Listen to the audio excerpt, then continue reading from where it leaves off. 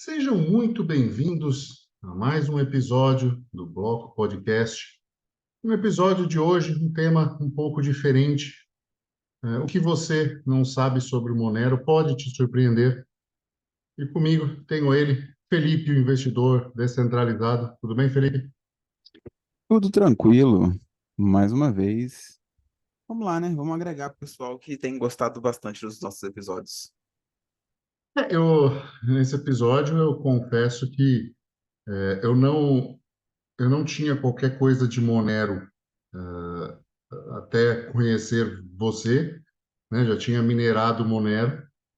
E basicamente o que me levou a conversar contigo foi o papo que você teve com a Rafaela por causa de Monero. E aí eu vi que você sofreu uma agressão, por assim dizer, da mesma galera que eu tinha sofrido. Então eu falei, então é esse cara mesmo que eu quero conversar, né? É, É, nos sofrimentos se fazem muitos laços, né? com certeza. Até os recentes políticos aí, tem muita gente já que te amava passou a se odiar e que se odiava passou a se amar, né? Mas, Sim, é, faz né? parte. É um negócio até interessante, assim. E, bom, não conhecendo, né? A gente tem algumas coisinhas, né? Para quem não sabe, eu faço alguns trabalhos de copywriting com o Felipe e ele me deu opções de escolha. Eu resolvi receber em Monero para aprender a usar, enfim. Comecei a rodar um Node aqui num notebook antigo que eu tenho, para entender como é que era, enfim, ver as questões de logística.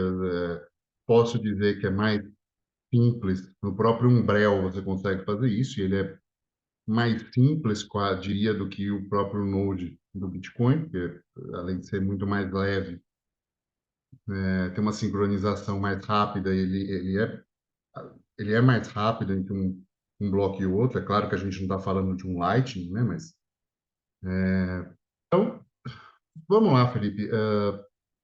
Eu queria, a gente colocou algumas coisas aqui nas pautas, né? E basicamente ele tem uma parte que são os foods, né? Do Monero. Então, os pontos comuns, sejam por pessoas mais ligadas ao Bitcoin, ou seja por outras criptos, a própria crítica ao Monero, e a gente gostaria de ver um por um, né? E o primeiro, o Monero tem uma oferta infinita. E aí, o que você tem a dizer para a gente sobre isso? Eu tô tentando achar aqui no que a gente tinha falado sobre isso, mas depois eu acho, no nosso roteiro. Mas, enfim, vamos lá. Existe um grande. É claro, tava com o roteiro errado, aberto. Existe um grande problema quando a gente começa a falar sobre o fato do Monero ter um supply ilimitado. Porque todo mundo é muito acostumado com aquele negócio de que o Bitcoin ele veio, ele é revolucionário e ele tem um supply limitado. Então, toda vez que você fala em um supply ilimitado, o povo assusta. Quando, na verdade, a, o problema de um supply ilimitado só está na emissão irregular, que é o que acontece com o Ethereum, por exemplo, que você pode emitir até 15 milhões de unidades por ano. Se emitir, emitiu, se não emitir, não emitiu. Se quiser emitir muito agora ou depois, tanto faz. E essa emissão irregular é quase a mesma coisa do que um governo faz com a emissão de moeda, né? Ele emite quanto ele quiser, a hora que ele quiser. Sim. Então, assim, fale. Não, sim, nesse sentido, o Monero parece com o sistema Fiat, né? Então, se as coisas variam e não tem só tem um pequeno limite em algum ponto, né? Você não tem uma constância, você não tem uma forma, Então, uma, mas aí que uma... tá. Quem quer assim é o Ethereum. O Monero ele não tem Sim, sim. essa emissão irregular, entendeu? Que é onde eu Uhum. acho que não é problemático. É que assim, que na verdade é o único motivo pelo qual essa emissão, o fato dele ser ilimitado não é um problema. que acontece? Foi pensado junto com o Monero para que ele seja, né, de fato ilimitado, uma emissão programada, chamada emissão em cauda, que faz com que sejam criados 0,6 Monero por bloco minerado, e isso ad eterno. Isso será sempre assim, para sempre vai continuar assim. E a intenção disso, em vez de você colocar um supply máximo, igual no caso do Bitcoin, é você conseguir repor no futuro perdas de moedas, que a gente sabe que acontece, e, de toda forma, em qualquer caso, você ainda é, tem uma inflação decrescente. A inflação do Monero tende a zero. Além também daquele detalhe, né? Você precisa remunerar os mineradores. Hoje, a, o Bitcoin remunera ao minerador 80% do que ele remunera é taxa de rede. Não, mentira, é recompensa de bloco. Daqui a 100 anos que não tiver mais recompensa de bloco, porque o Bitcoin vai ter batido, né, o cap dele, vai ter só taxa de rede. A taxa de rede vai ter que subir para remunerar igualmente o minerador. O Monero pensa nisso usando essa tail emission, e essa tail emission, essa emissão que não finda de 0,6 Monero por bloco minerado, é, precisa que ele seja ilimitado. Já está em tail emission, certo? Sim, entrou em tail emission no meio do ano passado, se eu não me engano. Antes disso, foi minerado quanto? Assim, quanto era previsto ser minerado antes de chegar no tail emission? Cara, ele tinha um calendário lá e ele é quase igual ao do Bitcoin. Eu não sei ao certo o quanto que estava, mas ele tinha um decréscimo também programado, igual os halvings do Bitcoin, mais ou menos, até que ele eventualmente chegasse na tail emission. Tail emission era o ponto final dele. Eu não sei os valores certos, vou até olhar. Ah, não, tranquilo. Você se mutou aqui, eu não sei se você fez de propósito. Mas Eu é meu o quê? interessante. Você tinha se mutado, não sei se você tinha feito isso de propósito. Não, agora eu fiz de propósito porque eu fui pesquisar aqui a emissão. Ah, tá. Quando você pesquisa, eu vou falar um ponto interessante aqui, que é o seguinte: é, a gente sabe que, que o Monero vai ter essa emissão ilimitada e a gente sabe que o Bitcoin, por outro lado, não. Ele vai ter uma emissão finita próximo, né, praticamente de 21 milhões. Tem uma coisa que a gente não sabe, e que isso pode ser um ataque do Bitcoin, é lógico que é um ataque, tem incentivo monetário, mas é um ataque possível, seja de algum estado, né, porque normalmente teria que vir de um ente em que incentivos financeiros não é um problema esse incentivo, então usar a mineração, minerar isso em carteiras vazias, né? Que não tenham, que não vão usar, que sejam destruídas, que ninguém anotou a CID, ou seja, colocar isso em uma carteira que ninguém vai ter acesso.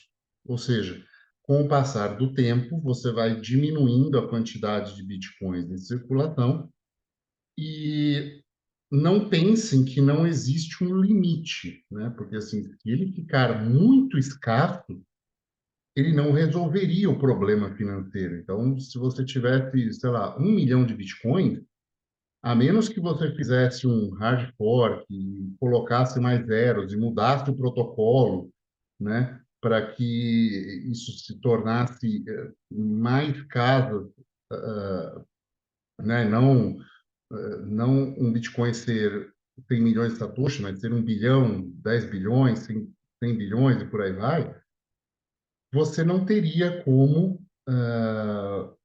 suprir a demanda financeira do mundo. Então, seria inviável algo tão raro, né, acontecer e suprir essa demanda. Dou-lhe um exemplo, né, muito simples, que você tem a platina, por exemplo, ela tem as mesmas características do ouro, só que ela não virou padrão financeiro. Por quê? Porque ela é muito mais rara na crosta da Terra.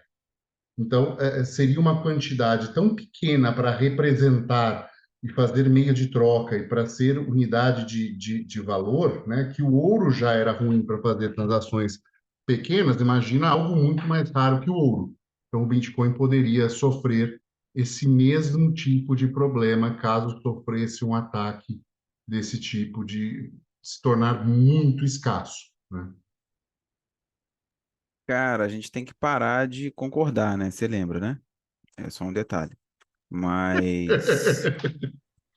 é, assim, é um ponto bem colocado por você, né? E um problema solucionado, entre aspas, pelo Monero, pelo fato de que a gente tem uma população mundial que está crescendo, o mundo se adapta a isso.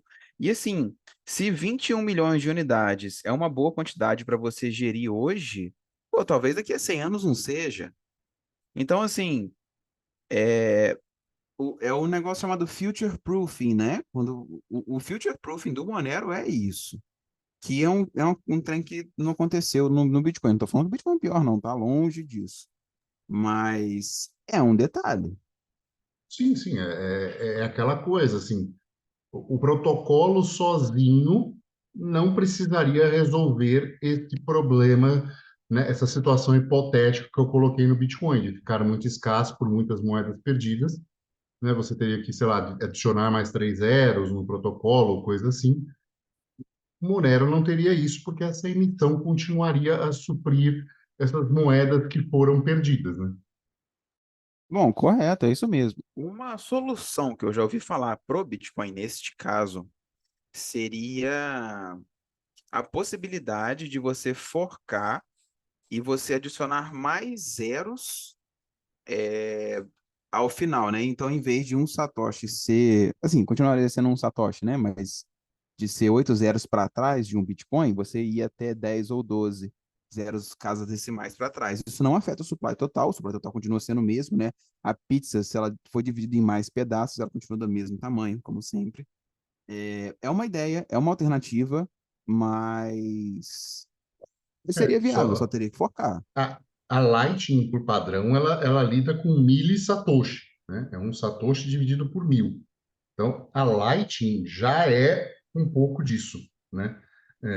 Talvez isso, nessa situação hipotética, que, né, a gente pensa numa possibilidade de acontecer, seja por pessoas perdendo muito, enfim, ou qualquer, ou esse ataque que eu comentei, você já teria uma Lightning lidando com milli-satoshis. Mas, mesmo assim, é uma adaptação de um protocolo paralelo ao Bitcoin, e talvez isso precisasse ser migrado, né, se for que acontecer, mas é isso. Então, por padrão, o Monero não tem isso, certo? Não, por padrão, não. É desse esquema que eu expliquei mesmo. Ele sim, ele é ilimitado. E assim, a comunidade quer que ele continue ilimitado. É um trem interessante se você for olhar nessas, você entra em discussões, você vê que a comunidade ela quer que ele se mantenha diferente do Bitcoin, sabe? É bom que seja assim, na verdade. Até porque, veja bem, para quem pensa, inclusive pensa como eu, como o Felipe, e boa parte da comunidade Monero pensa nisso, não há problema do Bitcoin ser uma reserva de valor e estar junto nesse ecossistema dessa nova questão monetária. Lógico que existem os maximalistas de Monero que querem Monero como uma ditadura monetária para todo mundo. Tem, né? Esse tipo de pessoa, esse tipo de pensamento tem em todo lugar. Tem até para Ethereum, coitados. Ethereum, Doge, né? Enfim, tem de tudo. Mas é importante que nesse ecossistema você vai ter uma moeda, pensar nessa moeda no Monero como uma moeda de muito maior circulação. Tendo essa circulação, é legal que tenha uma reposição das eventuais moedas perdidas. Então, é um ponto interessante, né? Sim, exatamente. São diversos fatores pelos quais faz sentido que você tenha essa reposição. Então, assim, é um aspecto, cara, é o que é. É assim, quem não gostar não use, eu acho que eu falo isso. Faz todo sentido usar da forma que é. Mas algumas pessoas não vão achar. Então, assim, é isso, entendeu? A realidade dela é essa, ela funciona desta forma. Sim, é como funciona o protocolo, como o Bitcoin, da mesma forma, é um consenso. Então, se você quer usar, você está de acordo com isso, ou você pode simplesmente não usar. Um outro rude comum é Monero não pode escalar. Você tem para dizer disso? Cara, todo mundo fala de escalabilidade, né, de várias redes e etc. O pessoal do Monero fala que o Bitcoin não é escalável, o pessoal do Bitcoin fala que o Monero não é escalável, mas nós temos algumas soluções para fins de escalabilidade. É, eu já tratei sobre isso, eu acho que em postagem, se eu não me engano. O que que acontece?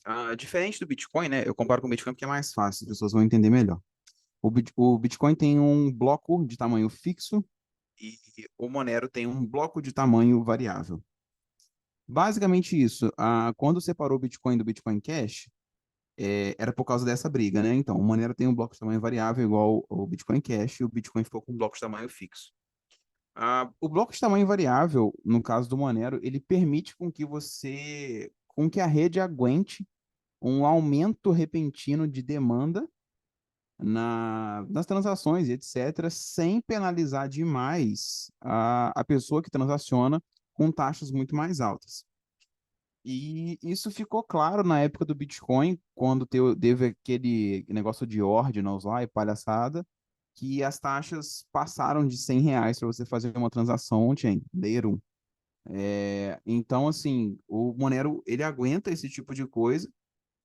Para a gente realmente validar ele, teria que isso acontecer com ele para a gente ver, mas até hoje todas as variações por demanda de transação foram tranquilamente resolvidas com o sistema de bloco variável dele, de tamanho variável.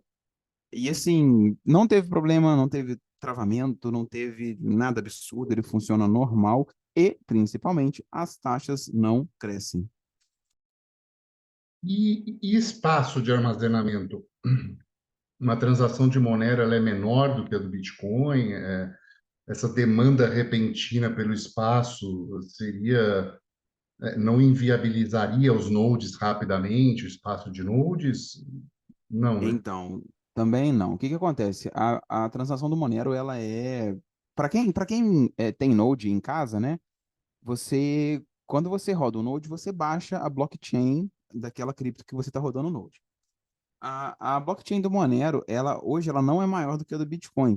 Porém, cada transação do Monero, ela é de fato maior em termos de ocupar espaço do que a do Bitcoin. Porque ela envolve mais criptografia, ela envolve mais processos para garantir o anonimato da pessoa. Então, ela é maior e mais pesada. Isso é fato.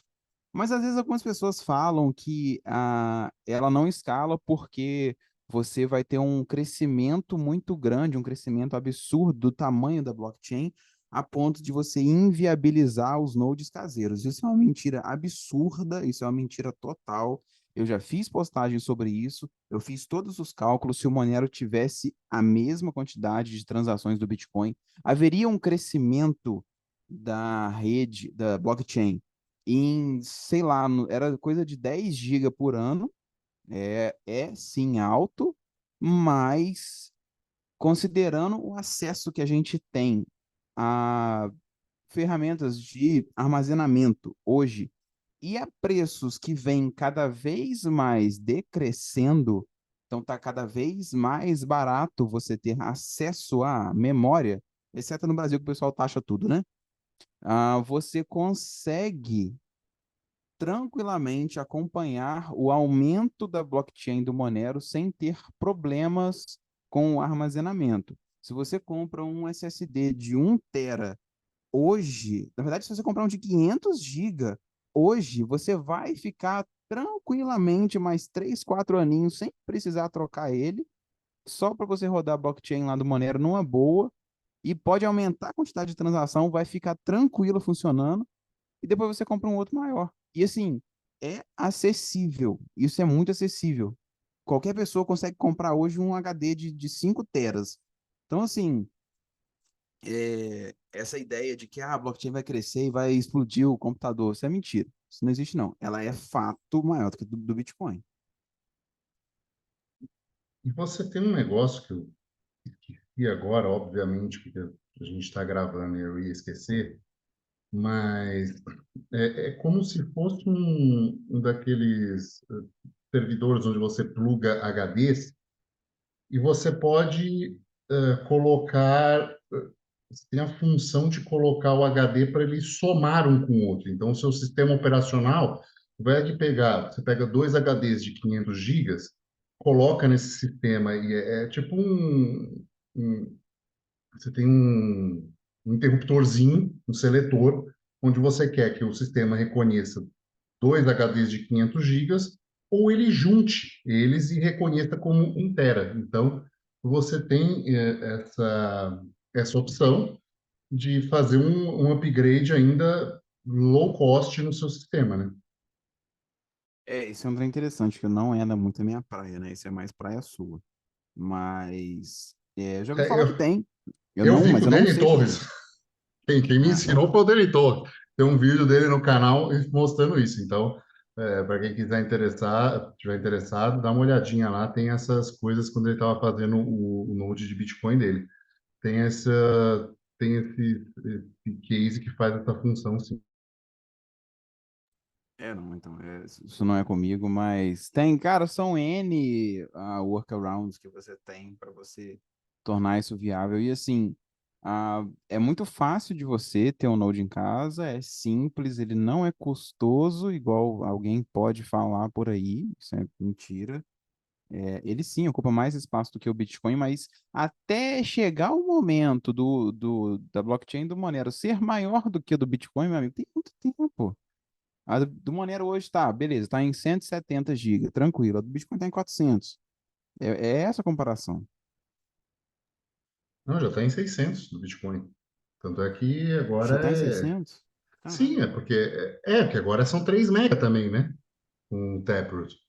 Então, é, já não serve mais os de 500 gigas. Então, você tem que comprar SSD de 1 tera, pelo menos, para isso. Mas em termos, né, pelo que eu sei, em termos de processamento, né, ao contrário, por exemplo, do Ethereum, que você precisa ter largura de banda e capacidade de processamento, seja de CPU, seja de memória RAM, a blockchain do Monero ela é similar ao Bitcoin nesse sentido, que a maior demanda é somente de HD, certo? De capacidade de armazenamento.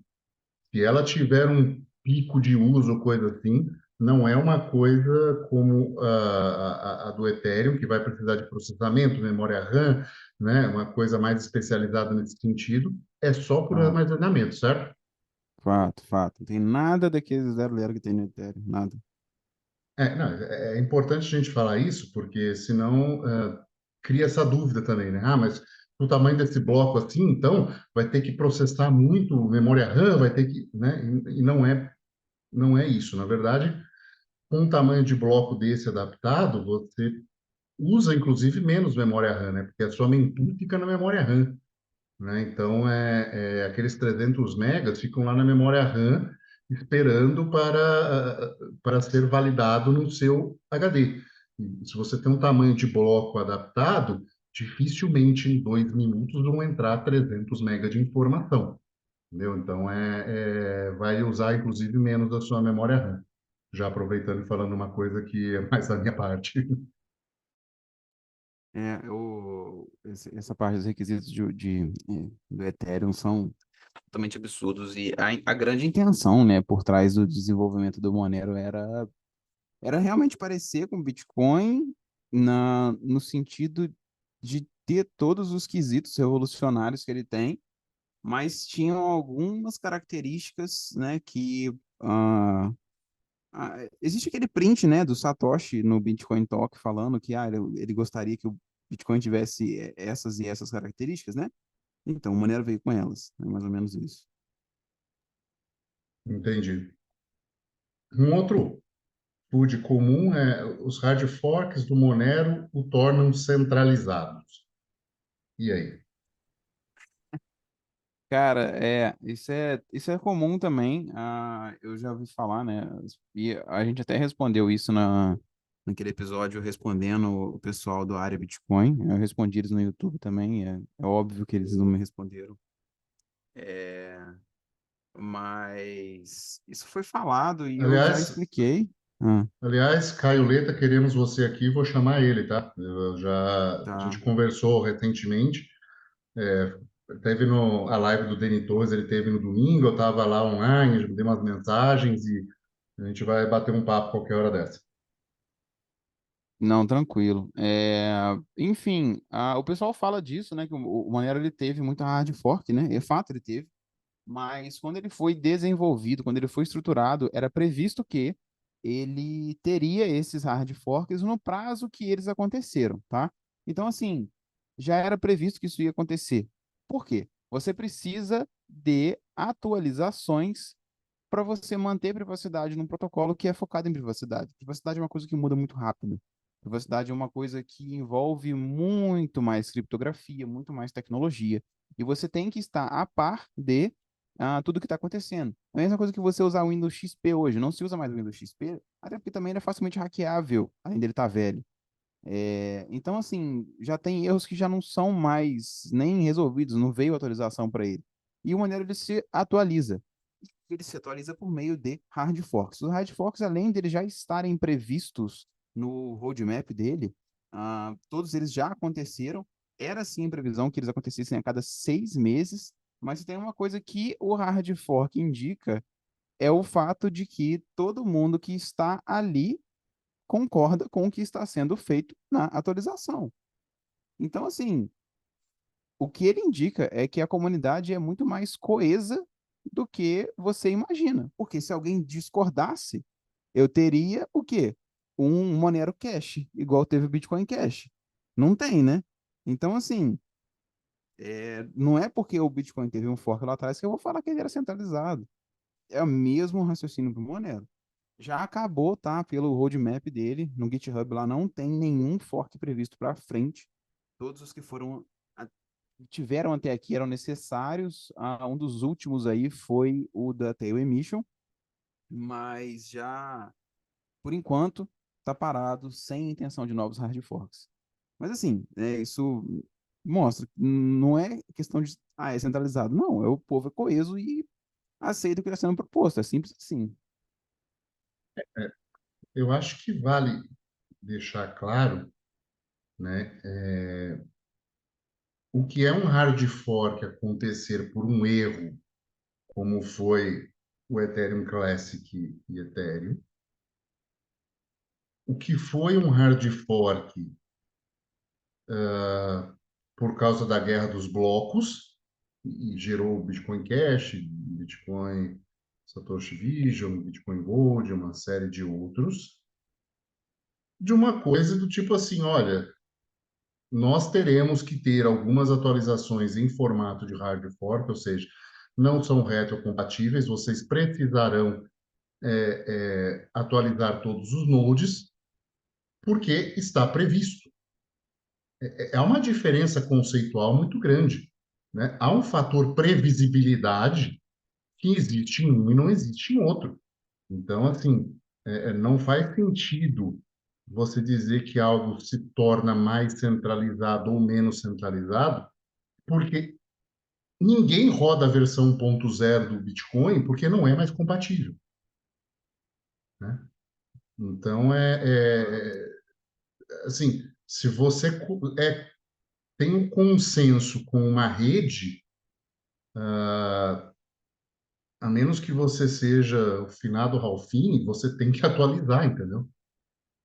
Então, se você não morrer no processo, você vai ter que atualizar em algum momento, né? Seja por uma versão um pouco mais à frente, né? Ou seja, para a última versão, mas e se isso é feito de forma programada, realmente, como o Felipe disse, não faz sentido você achar que uma coisa dentro daquele espectro de descentralização que a gente discutiu no episódio anterior, que isso por si seja uma questão centralizadora. Olha, precisa ter um hard fork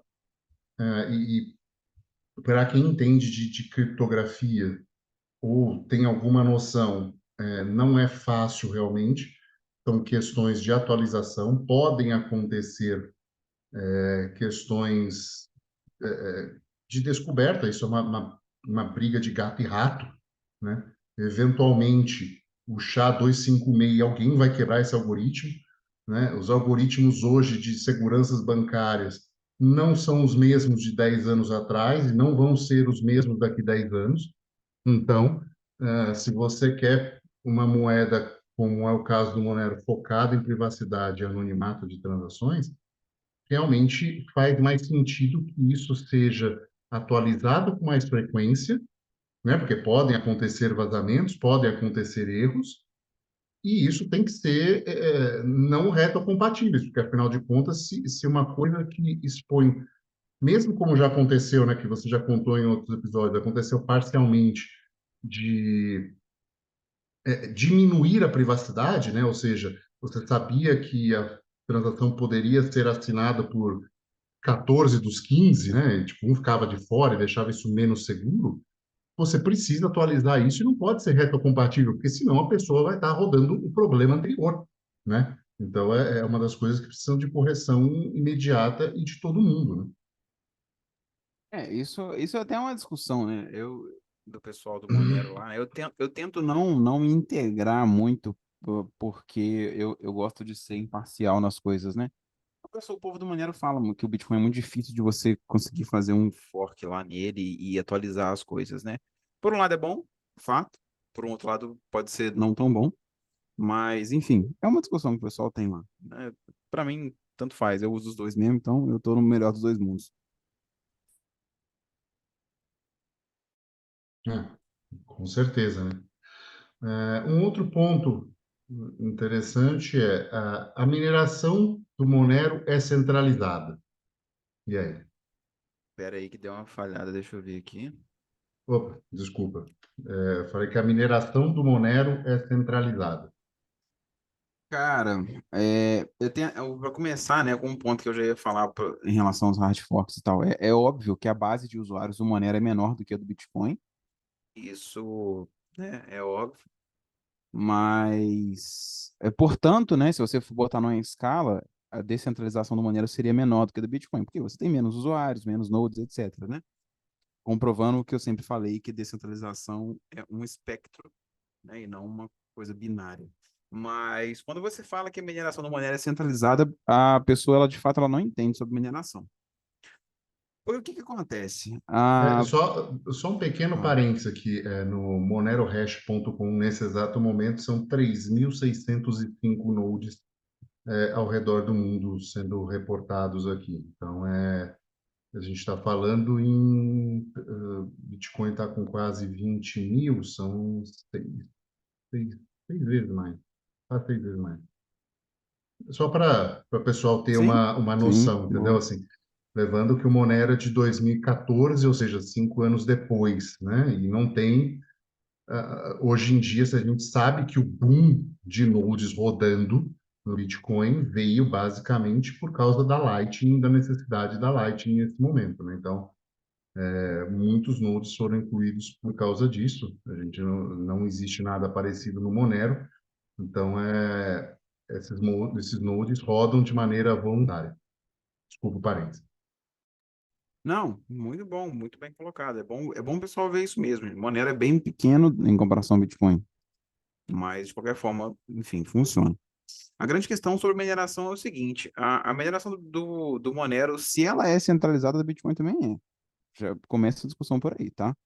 Por quê? O que que acontece? Quando você minera uma criptomoeda, você dispõe de uma energia, seja via GPU, seja via ASIC, seja via CPU, para você agregar a um processo matemático que ocorre lá na blockchain, parará, validar a transação, etc. Beleza. A grande questão é que você tem hoje menos pessoas minerando que no Bitcoin.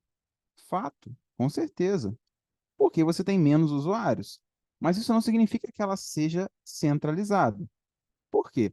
A mineração do Monero, ela permite com que qualquer pessoa minere de qualquer computador mais antigo.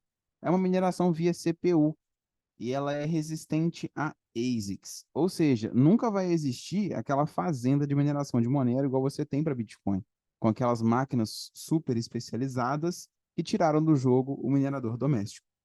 Então, assim, é, o Monero ele tem um potencial de descentralização da mineração muito maior do que o Bitcoin.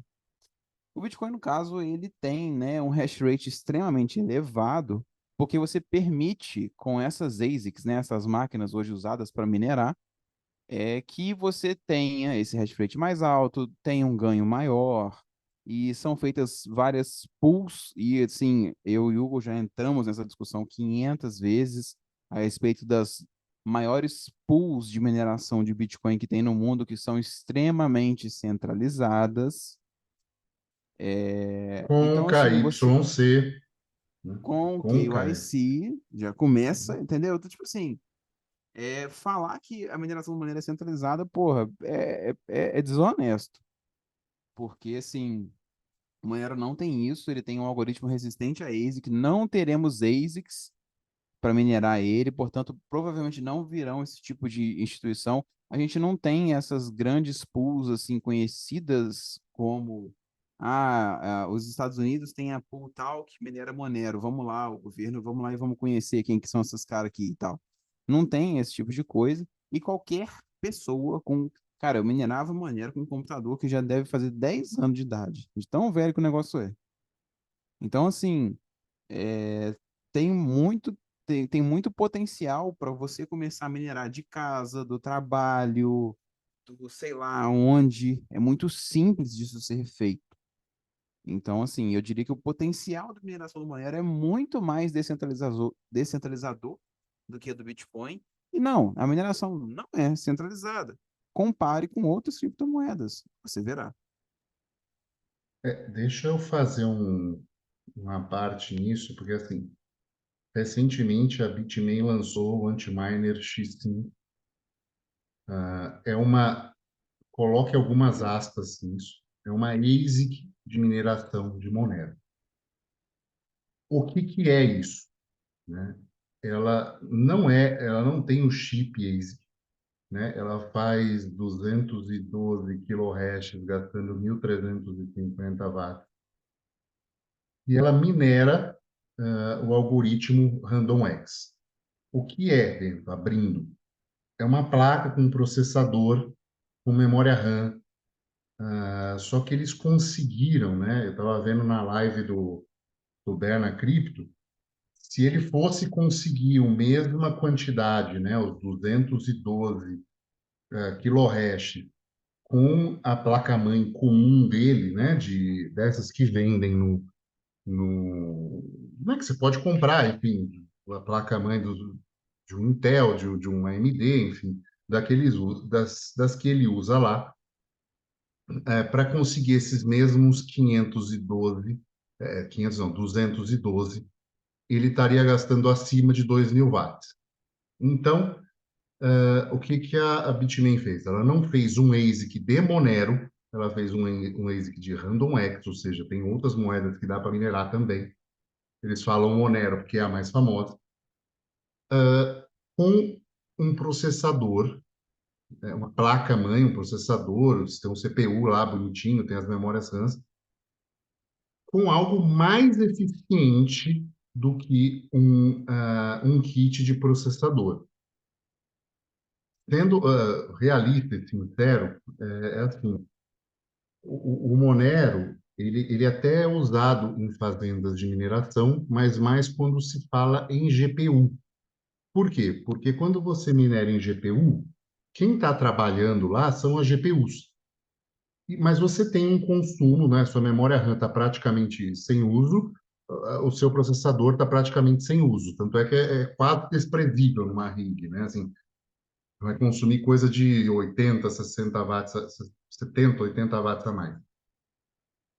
Aí o que que as pessoas fazem, né? Pegam um processador melhorzinho, um kit melhorzinho e colocam esse processador para minerar Monero junto. Então, é essa questão. Só que a quantidade que ele minera não é muito grande, mas é aquilo. Já que eu estou gastando aqui, né, assim, eu tenho 200 placas-mãe para rodar 1.000, né, 1.200, 1.500 placas de vídeo, então eu faço isso com esses 200 processadores que vão me dar mais 20, 30 centavos de dólar cada um, entendeu? Então é um pouco disso que é feito em relação a grandes operações. Mas não há incentivo de você ter uma fazenda só para minerar Monero, nem nesse sentido do próprio da Bitmain. Assim, eu não sei como é que estão as vendas dele em relação a isso, mas eu não, não vejo isso como uma grande game changer, sabe? Eu gostei do que a Bitmain fez, sabe? Eu achei que foi super legal. É, apesar da gente saber que não é uma ASIC, né? Porque o algoritmo não permite uma ASIC, né? Tipo assim, é uma super CPU, né? Que minera e tal. Eu achei legal, porque assim, algumas pessoas mais entusiastas vão querer comprar esse tipo de coisa para ter aquele cashback em Monero e tal. Tipo assim, uma maravilha. É uma boa ideia, sabe? Mas assim, a gente sabe que nunca vai passar disso, entendeu? E assim, aquela coisa também, mineração de Monero não é das melhores, né? Não é É, das mais tem, rentáveis. tem outras, acho que a XDEG, se eu não me engano, que é Random X, ele estava pagando bem mais, assim, até que os mineradores estavam, de CPU estavam em cima dela, então assim, não vai ser uma coisa que vai ficar muito tempo no Monero, por mais que ele tenha uma valorização, sabe? Teria que valorizar muito e se manter isso sustentado para que valesse a pena. Não é. Tipo assim, eu acho que minerar Monero hoje é assim, você tem que querer, sabe? Você tem que querer ganhar em Monero, porque ele não vale a pena financeiramente assim, não. Só um detalhe, né? Talvez com essa ASIC, assim, essa ASIC, entre aspas, né? Seja viável, mas normal,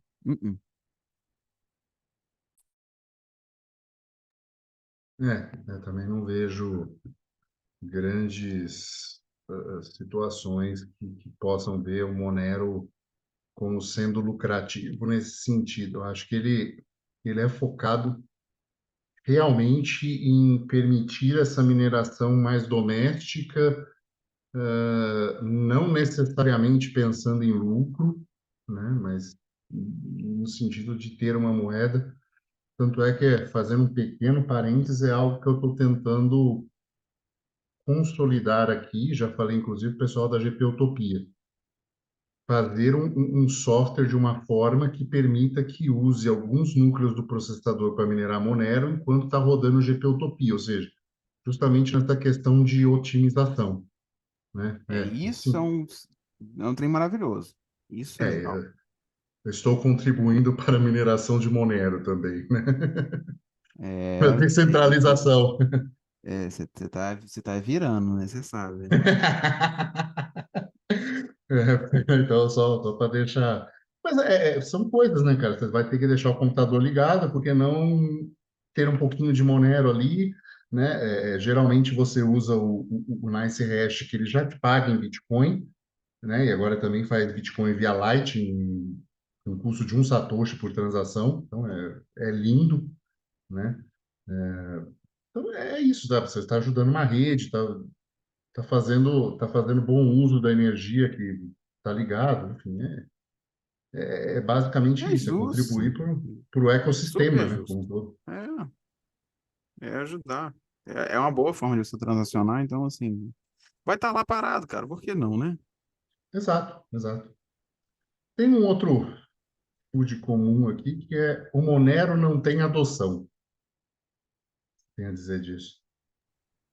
Cara, então, fato que a adoção do Monero é menor que a do Bitcoin, porra, indiscutível, mas a gente começa a entrar, né, em alguns detalhes que mostram o quanto que a adoção do Monero ela é boa e tem crescido.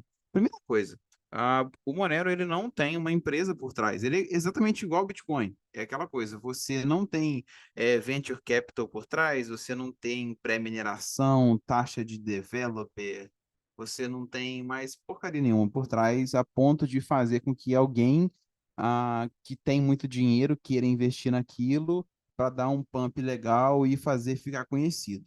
Então, assim, é uma coisa totalmente open source que surgiu igual o Bitcoin, sem nenhum time por trás. É normal que isso tenha mais um retardo, entre aspas, né, para conseguir chegar. Tudo que ele atingiu hoje é no boca a boca. É no que você vê na internet. Então, são algumas coisas que as pessoas fazem, tipo, o que a gente está fazendo aqui para falar sobre e tal, e as pessoas acabam conhecendo. Então, assim, tem esse detalhe. A segunda coisa é o fato de que a adoção ela tem aumentado ao longo dos anos e a gente vê principalmente na questão de transações. Eu vejo muito isso, eu acho, por causa do P2P. As pessoas compram mais Monero comigo do que Bitcoin. Já começa por aí. As pessoas que trabalham de alguma forma para mim, todas elas, eu falo, você quer receber em Bitcoin ou você quer receber em Monero? E, tipo assim, muitas das pessoas querem receber em Monero. A maioria, na verdade, recebe em Monero. É, tudo bem, né? Tem alguns critérios que variam, é claro, mas é bom você não mostrar, né, o quanto de dinheiro tem na sua carteira. Então, as pessoas recebem Monero, nem que depois elas convertem em Bitcoin, tá? Tudo certíssimo. Mas o pessoal pega mais em Monero. E outra, a gente tem visto mercados negros na internet aumentando o uso de Monero pelo fato de ele garantir mais privacidade do que o Bitcoin. Só você ir na internet e tentar comprar essas coisas basiconas, tipo, tenta comprar um rim, sabe? Ou é um lança-granada. E o pessoal vai querer pagar em Monero, entendeu? É, é, não, não só isso, né? Mas assim, com Bitcoin, se você vai me pagar, você é uma pessoa mal intencionada, você faz o pagamento e você fica olhando a carteira, né? E aí essa carteira sai, vai para uma outra carteira. E aí você tende a associar aquela pessoa, né? Aí você teria que passar por um CoinJoin para que aquilo se perdesse e tal. Agora, se você me paga em Monero, você vai ter o número da minha carteira, você não vai ver o saldo, você sabe o quanto você passou, mas você não vai ver o saldo dela. E a partir do momento que eu transacionei dela, você não sabe nem se ela saiu ou não, né? Então, assim, para receber de uma forma mais anônima e usar Bitcoin, né? Os maximalistas podem chorar agora, podem tirar a cueca pela cabeça, né? Pelo pescoço, enfim, pode fazer o que for. Mas é muito mais simples você dar um número de carteira de Monero, fazer um swap para Bitcoin e guardar na sua carteira, do que você receber em Bitcoin e fazer um CoinJoin, certo? Ah, com certeza. Nossa, demais. É mais simples, é mais prático. Se bobear, vai ser mais rápido, em termos de você estar com o dinheiro disponível e tal. E assim, e é uma coisa que algumas pessoas vão falar, né? Ah, use Liquid, use Lightning. Nenhuma delas resolve. A Liquid, primeiro que ela não tem, é, como é que fala, liquidez para você fazer esse tipo LBTC de. não é BTC, E a gente já falou, né? né? Bitcoin não é Bitcoin, né? Convenhamos. Isso aí é a mesma coisa que o wrap de Bitcoin, o WBTC que tem lá na rede do Ethereum. É a mesma coisa, exatamente a mesma coisa. Então, assim, é muito melhor você, por exemplo, você quer receber 1 milhão, 2 milhões de reais. Porra, você recebe via Monero, você faz um swap para Bitcoin, acabou seu problema, ninguém vai saber essa carteira de Bitcoin, sabe?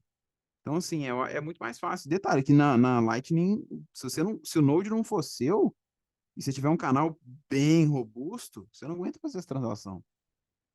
Sim, 1 milhão de reais, dificilmente. Teria que ter o quê? Três? Não, um canal de 8? Pera, 5, 6 bitcoins, né? Cara, ninguém tem canal de 6 bitcoins. Quem vai abrir um Entendeu? canal desse? Né? Você vai Então, ter que, entendeu? É você foda. vai ter que ter 6 bitcoins primeiro, né? Não é que você Já vai. começa por Você aí, né? tem, você Basicão, tem né? que ter 6 bitcoins, aí você abre esse canal, drena a liquidez toda dele, para você ficar com 6 bitcoins para receber, e aí vira para o cara e fala assim: ó, tá aqui o meu invoice da Lightning. Mas se meu computador der pau aqui e explodir, eu estou ferrado né? Porque você não pode simplesmente pegar ele, ligar em outro computador e restaurar o backup, porque ele sinaliza como se fosse fraude, você perde todos os seus bitcoins. É super difícil restaurar, né? Eu tava Jesus conversando, Cristo. tava conversando com o Core, assim, não é você simplesmente pegar, ligar outro Node Lite e meter a sua seed lá e resgatar o seu Node Lite. Você tem que fazer uma outra coisa, assim, demora uns dias, né?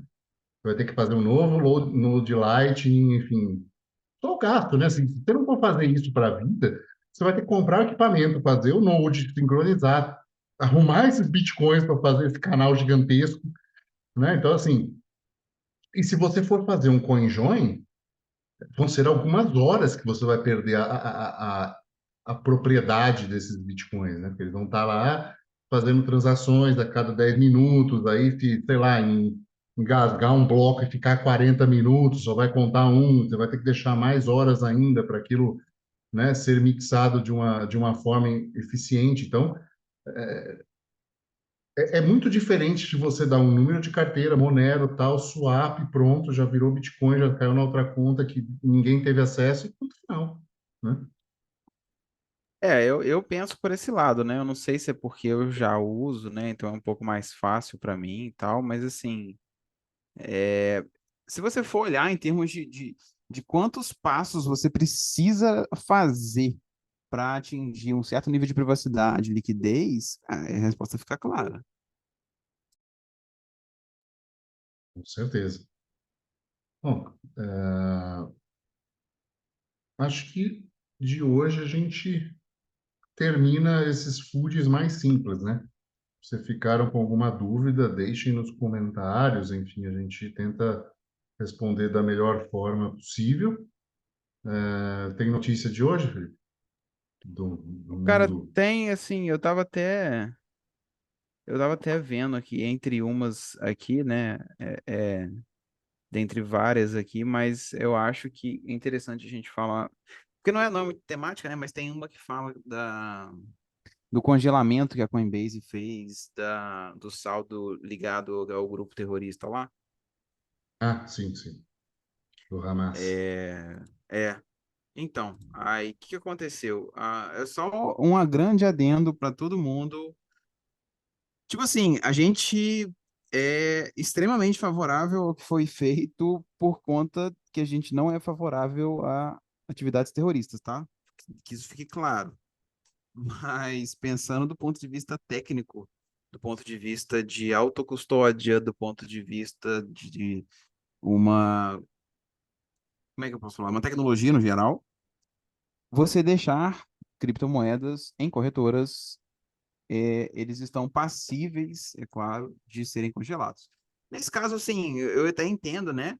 Você congelar fundos de uma organização terrorista, eu acho certo, mas você tem que avaliar a possibilidade de, no futuro, o Estado começar a avaliar todo mundo que tem Bitcoin como um terrorista É, e, é. portanto, bloquear saldos em corretoras. Então, assim, você nunca sabe o que vai sair do pensamento do Estado, você nunca sabe o que vai sair da cabeça dessas pessoas. E se eles resolverem achar que você que tem Bitcoin é, assim, uma ameaça nacional, vai bloquear o que tem na sua corretora. Então, assim, é um risco que É, você corre.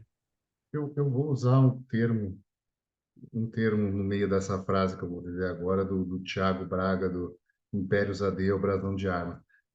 Eu fico muito feliz que esses cabeça de alho terroristas sejam tão burros em autocustódia, né?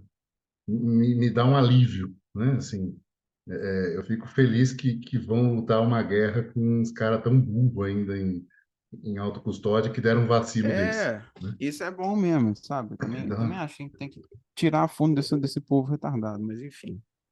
assim, que fique claro, eu acho que no que eu acredito do princípio da não agressão libertária, nem um ato terrorista não se justifica nem se for uma resposta, né? Então, assim, se agiram com terrorismo contra você, não é com terrorismo que você age de volta. Então, o que foi feito foi extremamente errado, reprovável e, enfim, que arquem com as consequências disso. a minha solidariedade de ambos os lados, a pessoas inocentes que estão ali sofrendo, né? Mas, enfim, eu espero que o Estado de Israel tenha piedade com as pessoas, com indivíduos que não tiveram para com eles, mas que efetivamente termine com essa organização terrorista que não só a Israel, mas a outras nações e estados já deram tantos problemas, né? É, não, eu assino embaixo também. O certo seria ninguém se agredir, né? Mas não sei. Em relação a esse conflito, que eu muito pouco sei, eu acho que assim tem que ser reavaliado. Com certeza. Bom, esse foi mais um episódio do Bloco Podcast. Se você gostou, por favor, deixe 5 estrelas, deixe seu comentário. Se for com alguma dúvida também. Se gostou bastante e quer apoiar com os satoshinhos, envie para quinteiro@zbd.gg, ou se tiver no fundo em nosso app favorito, é só enviar direto para o Bloco Podcast ou criar algum clipe enviando, enfim, tem uma série de funções interessantes no Fonta em que você consegue, inclusive, monetizar. Então, você criar um clipe e com uma doação e colocar isso, as pessoas verem e gostarem, elas podem dar like e esse like gera satoshis para você. Então, fica aí, de qualquer forma, o incentivo para o uso do aplicativo, ok? Ficamos por aqui e tchau.